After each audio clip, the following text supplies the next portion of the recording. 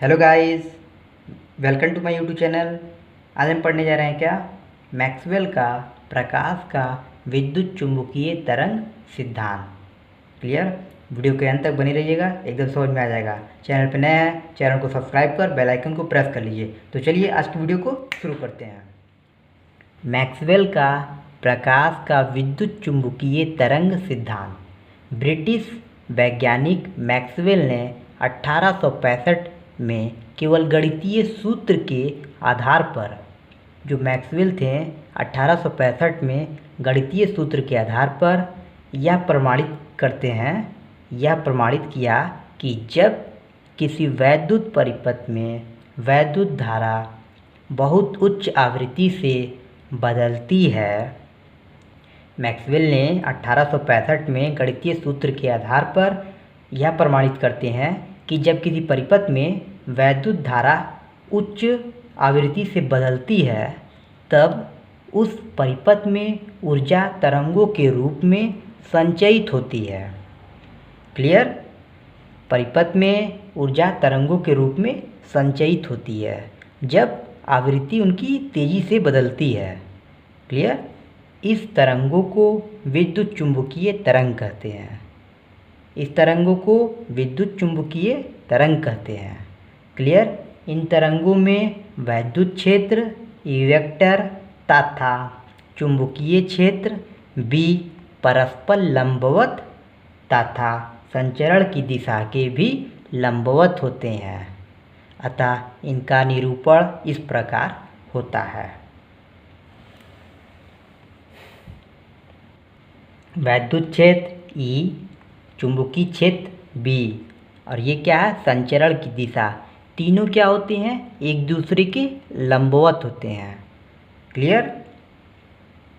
वैद्युत क्षेत्र सीधा बनता है। क्लियर। और वैद्युत क्षेत्र के कारण चुंबकीय क्षेत्र क्या होता है, थोड़ा तिरछा बनता है। क्लियर। ये देखिए, अब ये छोटा से बनता है, छोटा से बड़ा जाएगा और फिर बड़े से क्या होगा, छोटा हो जाएगा। तो यहाँ पे अधिकतम है, यहाँ पे कम है, यहाँ पे अधिकतम है। क्लियर। तो इस प्रकार वैद्युत तरंगों को उन्होंने बताया। विद्युत क्षेत्र ये है और विद्युत क्षेत्र यहाँ ऐसे आएगा, ऐसे जाएगा। क्लियर। और चुंबकीय क्षेत्र ऐसे आएगा, ऐसे जाएगा। क्लियर। तो इस प्रकार मैक्सवेल ने विद्युत चुंबकीय तरंगों को बताया। क्लियर। पढ़ते हैं विद्युत चुंबकीय तरंगों के अभिलक्षण। क्लियर।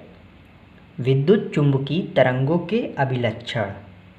विद्युत चुंबकीय तरंगें त्वरित आवेश द्वारा उत्पन्न की जाती हैं। क्लियर।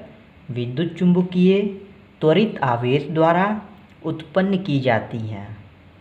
दूसरा, इन तरंगे के संचरण के लिए किसी पदार्थ माध्यम की आवश्यकता नहीं होती है। क्लियर। तीसरा, ये तरंगे निर्वात अथवा मुक्त स्थान में 1/√μ0ε0 की वेग से चलती हैं। क्लियर। जिनका मान प्रकाश की चाल 3 × 10⁸ मीटर प्रति सेकंड के बराबर होता है। क्लियर। चौथा है, वैद्युत तथा चुंबकीय क्षेत्र के परिवर्तन की दिशाएं परस्पर लंबवत होती हैं तथा संचरण की दिशा के भी लंबवत होती हैं। चौथा, वैद्युत तथा चुंबकीय क्षेत्र के परिवर्तन की दिशाएं परस्पर लंबवत होती हैं तथा संचरण की दिशा के भी लंबवत होती हैं। संचरण की दिशा के भी लंबवत होती हैं। इस प्रकार विद्युत चुंबकीय तरंग की प्रकृति अनुपस्थ होती है।